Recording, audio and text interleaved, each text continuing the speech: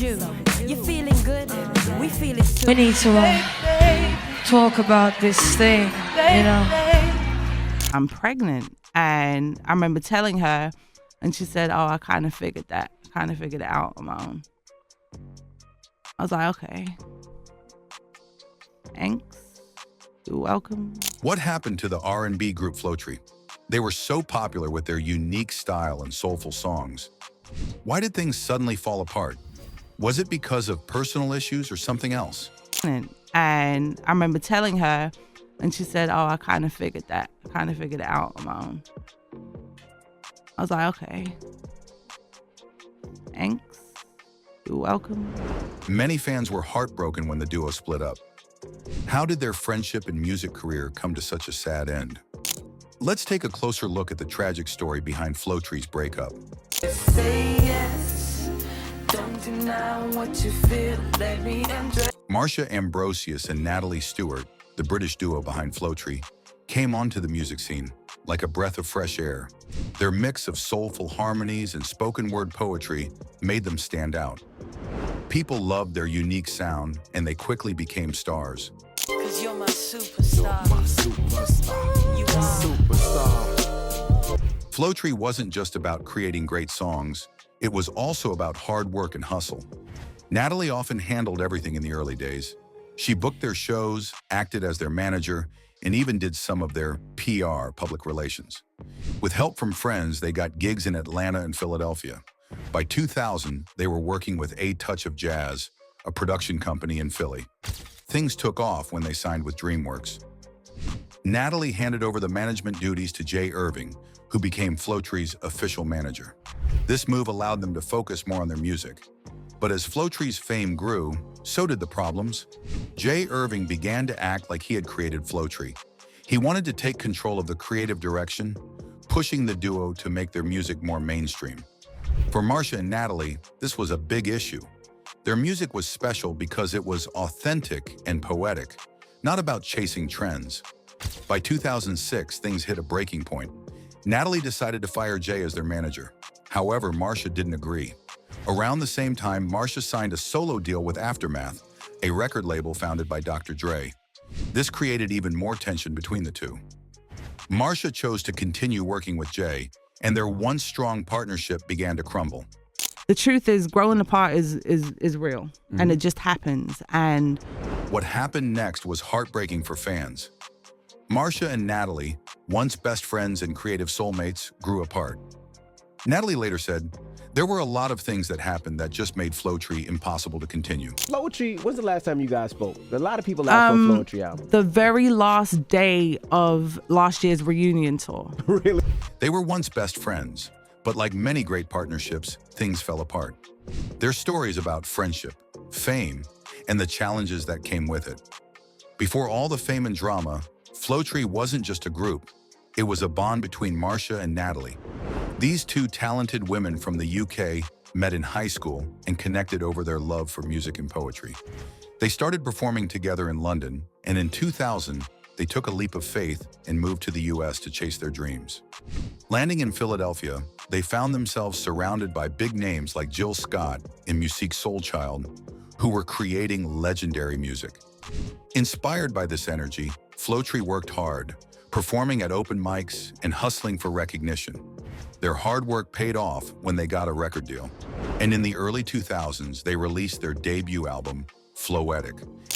Say yes, don't deny what you feel, let me. And Getting Late We need to talk about this thing, you know. showcased their talent and originality. Marsha's smooth singing and Natalie's poetic verses created a sound that stood out in the R&B world. Fans loved them, and they quickly became stars. Their sound was a perfect mix of smooth R&B, hip-hop vibes, and spoken word poetry.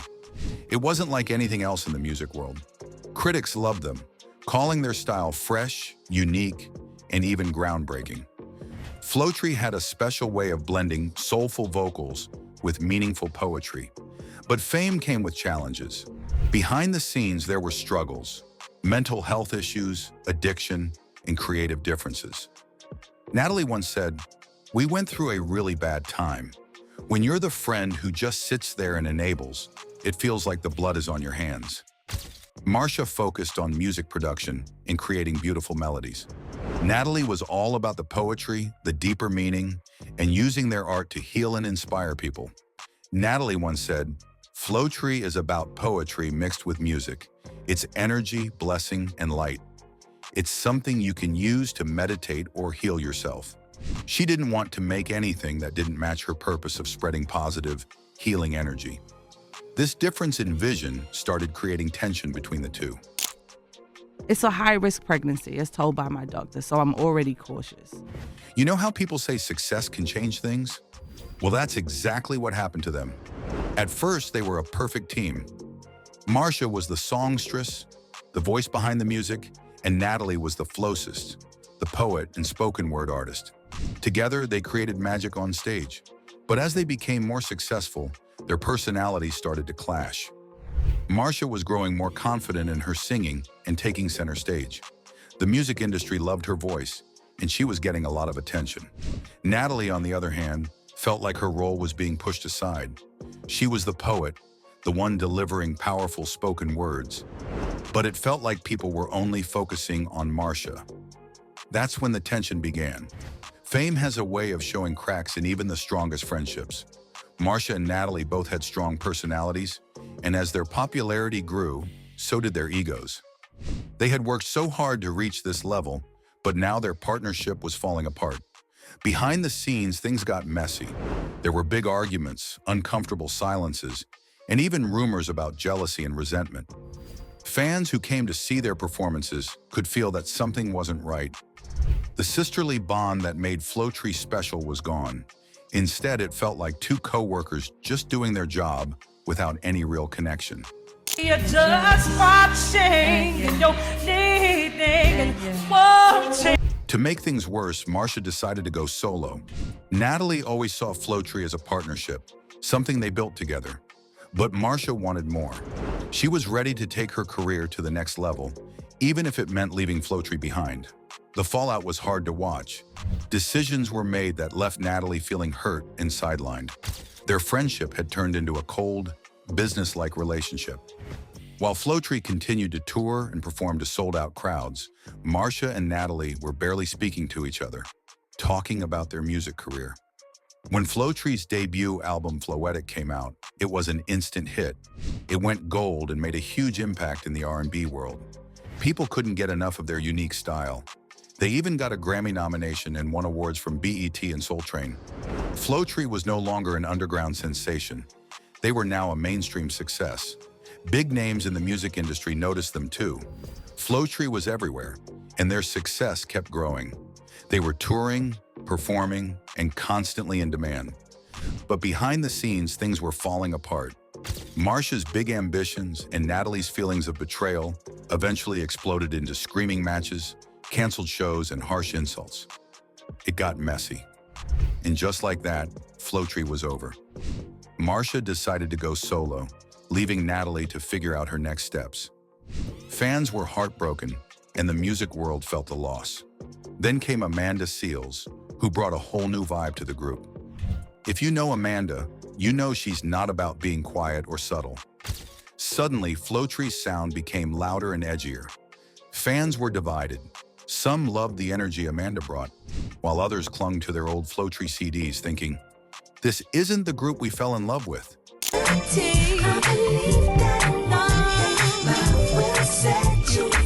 Amanda later explained how it all went down. She was told Natalie had left, so she stepped in, ready to perform. But when they hit the stage for their first show in Boston, fans were shocked to see Amanda instead of Natalie. Amanda didn't look or sound like Natalie, but she could sing and knew all the songs. The first show went well because Amanda's talent shone through. However, as the tour continued, fans started feeling tricked. They had bought tickets expecting the original Floetry duo. People protested and complained, not because Amanda wasn't good, but because they felt the group they loved had changed without warning. Despite the pushback, Amanda worked hard to win over the audience at every show. Her talent eventually earned her their respect, even if the Floetry they remembered was no longer the same. Yo, I say what's up? What's up with you? You feeling good? We feel it too. Natalie wasn't in Floetry for fame. She was there for the poetry, the message, and the art. But it seemed like Marsha's focus was shifting toward building her career and chasing the spotlight. This difference in priorities created tension between the two. Things finally came to a breaking point during a tough tour. The details are unclear because neither Marsha nor Natalie has shared much about it. However, one story stands out. Natalie described performing at Club Love in Washington, D.C., where she felt like she had to win over the crowd as if she were on a show like The Voice. And I remember telling her, and she said, oh, I kind of figured it out on my own. I was like, okay. Thanks. It was a difficult moment that eventually Marsha decided to go solo, and Natalie went back to Floetry's original roots. While their time together was short, their music brought something special to the neo-soul scene, leaving fans with unforgettable memories. To truly understand why Floetry split, you have to look at who Marsha and Natalie are as individuals. Marsha grew up in a family that pushed her to aim high and succeed. Natalie, on the other hand, was raised in a family that valued staying true to yourself and embracing poetry and self-awareness. For Marsha, pursuing fame and success seemed natural. For Natalie, it felt like a betrayal of everything they stood for. This wasn't just a disagreement between two musicians. It was a clash of deeply held beliefs about what success should mean. As Natalie once said, everything's a spiritual journey for me. I'm not chasing a career. I'm looking to develop as a person and connect with my roots. Natalie decided to stay true to her roots. Instead of chasing fame, she focused on her poetry and released independent music projects that reflected her original artistic vision. While her career is quieter than Mara's, Natalie is still doing what she loves. Her net worth is around $1 million. Natalie has always said that she was never trying to be a recording artist. For her, it wasn't about being in the spotlight. It was about staying connected to her true self. She has often said that she's not trying to escape from who she is, but rather she is remembering who she was and getting back to that place of happiness. Now, of course, no story about famous people is complete without a bit of drama. When Marsha and Natalie broke up, fans couldn't help but gossip about what happened. People wondered if Marsha was to blame for the split. After all, she was the one who went on to have a successful solo career. Many fans were quick to form opinions, some defending Marsha, while others blamed her for the breakup. We did 2 years back-to-back of a reunion, and on my end, it was absolutely to reconcile, forgive, bury the hatchet, and clean slate everything. Marsha, however, made it clear that the split wasn't easy for her. She said that she tried everything she could to save the relationship, even going to great lengths. But sometimes, no matter how hard you try, you can't save a relationship. She had to let go, and that's when her career really took off. Still, the rumors kept flying, and fans continued to argue over who was right and who was wrong. While Marsha's career soared, Natalie stayed focused on her poetry and music. The breakup and the drama that followed didn't stop her from being true to herself. In the end, both women went on to find success in their own way, but their fans couldn't help but stay invested in their personal lives. Marsha's unexpected turn, from breakup drama to family life. In 2017, the news about Marsha's life took a surprising turn. We had all been used to hearing bits and pieces about her relationship, with interviews and comments being picked apart like a Sherlock Holmes mystery. But then, out of nowhere, Marca reported that Marsha was engaged to her longtime boyfriend, Des Bops. Not only that, but they also had a daughter named Nyla. Fans couldn't believe it. The same woman who was once known for her relationship drama was now showing off baby pictures on Instagram and presenting herself as a loving mom. It was a total shock. This new family life helped soften Marsha's image. People who once thought of her as a woman caught in breakup drama started seeing her as a wholesome, grounded mother. Fans began to ask themselves, wait, was she always like this? Her role as a mom and partner seemed to be helping her focus on what really mattered to her, and even her music began to change. Marsha herself said that becoming a mom had influenced her music in a big way, making it more grounded. It was clear that the birth of her daughter had given her a new perspective on life. Her music took on a different vibe, one that was more about family and growth. Then came the big surprise, the reunion tour. In 2015, Marsha and her old bandmate Natalie announced they were getting back together for a reunion tour. Fans were thrilled. Many thought it was the long-awaited redemption they had been hoping for. But things didn't go as planned. The two women looked distant and awkward on stage, and it was hard to ignore the tension between them. It felt like watching two exes trying to be polite at a wedding. Fans started to wonder what was going on. Was the reunion just about the money? Or had they simply grown too different to make it work? We did 2 years back to back of a reunion, and on my end, it was absolutely to reconcile, forgive, bury the hatchet, and clean slate everything. After the tour, the two went their separate ways again, leaving fans scratching their heads. The excitement turned into confusion as people speculated about what had really happened behind the scenes. Had old wounds resurfaced? Was this reunion really about reconnecting? Or was it just a brief moment in the spotlight? Whatever the case, it seemed like Marsha was ready to focus on her family, her music, and the future, leaving her past drama behind. You're just watching and you're needing and wanting. Flory's reunion was just a one-time thing. Whatever the reason, it didn't feel like they were ready for a full comeback. The fans were left with more questions than answers, and maybe that's why the tour didn't work out. At that point, they had 2 albums out, but the chemistry between them just wasn't the same. Some people love Flory, others love Marshall. It's just a matter of personal taste, and that's perfectly fine. The tour was a success, but it had to end. Her manager was embarrassed, feeling there was no way to move forward. It felt like the end, and it was hard to accept.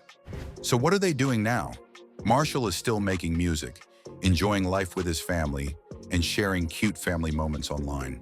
Flory is following her passion for poetry and music, sharing her thoughts with fans online. She's still the same creative spirit, just in a different way.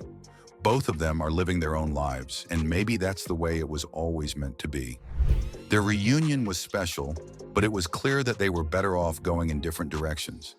They gave us unforgettable music and added something unique to R&B. Even though they're no longer together, they've found their own ways to keep doing what they love. Seeing as there is more about Marsha after the success of the duo, as a solo artist, let's talk about just Marsha for a little bit.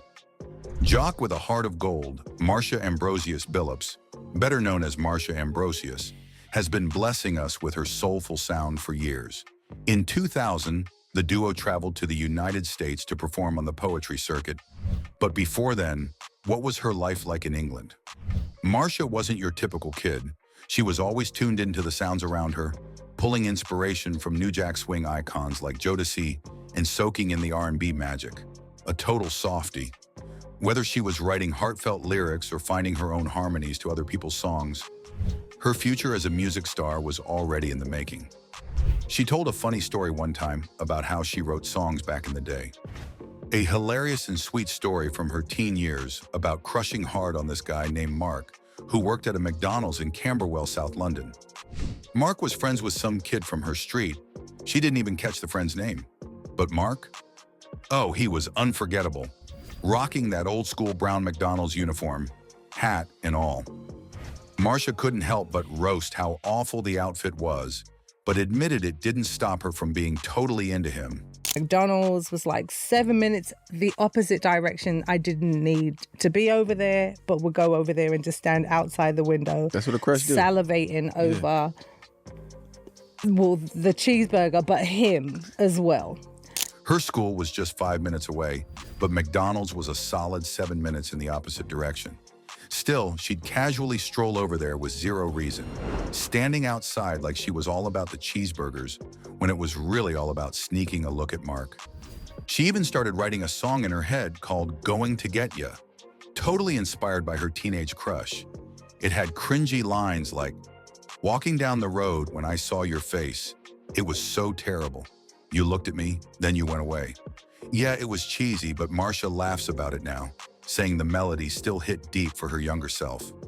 As Marsha got older, those teenage crushes leveled up into something way deeper. By the time she hit 16 or 17, her Her feelings for Mark had turned into the inspiration for her legendary track Butterflies. Those dreamy lyrics like, "I just want to touch and kiss, and I wish that I could be with you tonight," came straight from her teenage daydreams. Fun fact, Mark had no idea he was the muse behind this iconic song. Meanwhile, Marsha couldn't help but laugh about watching his McDonald's glow-up, from flipping patties in that tragic brown uniform to rocking the white shirt as an assistant manager. Her love for music, though, wasn't just about crushes. It ran in the family. Marsha's dad, who was both a musician and a basketball coach, had a huge influence on her. He played in a 70s funk band called Supercharge, which was even signed to Virgin Records. Little Marsha would watch him in action and sneak some time with his instruments, which ended up sparking her own passion for music. She's up about her journey in the music world a couple of times, especially the struggle to fit into the R&B scene, which often expects artists to follow the same old formula. She talks about how, in the beginning of her solo career, she was pouring her heart into her music, recording tracks she was dying to share. But then out of nowhere, it was a fun, kind of controversial track called "I Hope She Cheats on You with a Basketball Player" that ended up being her big breakout hit. Definitely not what she expected. Marsha's thoughts on the music scene is that it has shifted, especially with R&B and hip-hop blending together, and how the genre's gotten a bit more ratchet at times. But even with all these changes, she's all about keeping it real. For her, R&B should always stay true to what's authentic. She's proud of her music, which has connected with fans for years, and she knows her career has left a serious mark on the industry. She's also opened up about her journey from being a fan to sharing the stage with some of her idols, and how surreal it was to be a part of the R&B world she once admired. She jokes about the roller coaster of managing money after years in the game, but still staying true to her roots. Marsha knows that her songs aren't just for fun, they've got real meaning and have the power to move people. She's all about making music that connects with listeners on a deeper level.